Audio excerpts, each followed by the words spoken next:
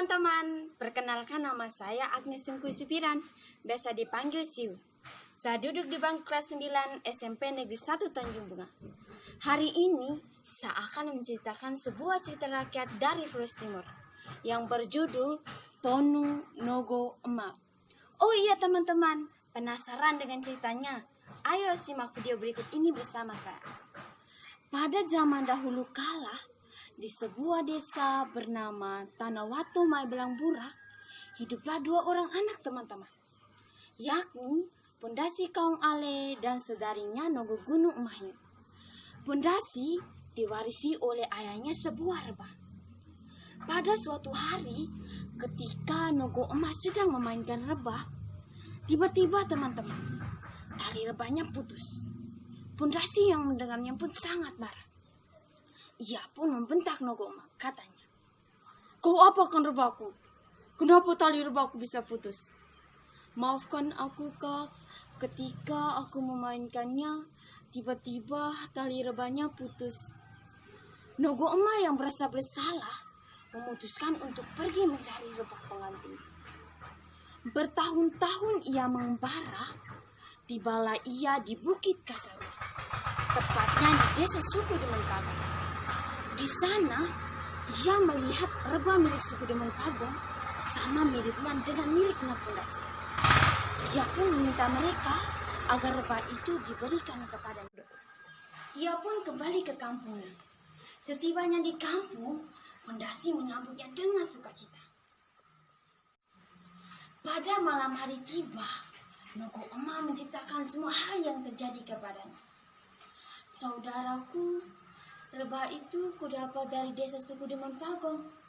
Aku pun telah berjanji kepada mereka untuk membantu mengatasi kelaparan yang menimpa mereka." Pondasi yang mendengarnya pun sangat sedih. Keesokan harinya, Nogo Emah kembali ke desa suku Demen Pagong untuk melunasi janjinya. Di sana, banyak hal yang ia lakukan untuk mensejahterakan suku Demen Pagong. Ia pun menyuruh keempat suku Demen Pagong, yakni Silanang, Norehing, Kasarua, dan Mepati untuk pergi ke ladang. Setibanya di sana, ia menyuruh mereka untuk membunuhnya. Namun, keempat suku Demen Pagong itu menolaknya. Lalu ia mendesak dan berkata, "Kalau kamu tidak melaksanakannya, kamu akan kelaparan sampai anak keturunanmu di tempat ini.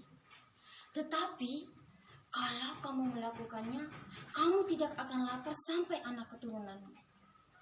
Berilah namaku pada anak wanitamu. Aku Nogo Gunung Emahmu, Wahat Luma Burak, mengalami penderitaan dan diselamatkan oleh tuan-tuan. Aku akan menuntunmu ke daerah dan baru dan akan mengunjungi desa-desamu." Setelah berkata demikian, ia pun menyerahkan nyawanya. Mereka memenggal lehernya, lalu mencincang-cincang dagingnya dan menaburkannya di semua ladang itu. Setelah 7 hari kemudian, mereka kembali ke ladang itu. Setibanya di sana, mereka melihat tanaman padi telah tumbuh. Mereka pun sangat bersukacita dan menganggap Nogo Emah sebagai Dewi Penolong mereka. Nogo Emah atau Dewi Penolong mereka pergi berkunjung ke desa-desa. Setibanya di Lowotala, ia bertemu dengan seorang pria teman-teman. Pria itu bernama Boki Bisu. Mereka hidup bersama dan mengandung anaknya. Ketika ia tahu bahwa ia hamil, ia melarikan diri ke desa Lowerhang sampai ke Tanjung Bunga. Boki Bisu mencari kemana-mana, namun ia tidak menemukannya. Ketika ia melewati ladang desa Wetlibang, ia memetik sebatang padi, lalu mengupasnya. Ketika ia mengupas, ia melihat padi itu telah putih. Ia pun yakin bahwa anaknya telah lahir. Ia pun beristirahat sambil merokok.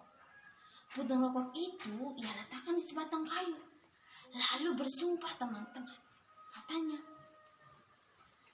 "Kalau padi ini wujud anakku, maka putung rokok ini akan menguruskan sebatang kayu ini dan semua padi di ladang ini.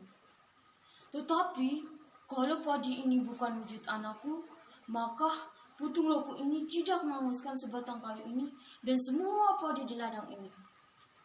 Setelah berkata demikian, ia pun kembali ke kampung. Dari arah bukit, ia melihat ladang desa Wakilibang telah terbakar. Oh iya teman-teman, sampai saat ini daerah-daerah yang dikunjungi oleh Nogo Emah berasnya berwarna merah.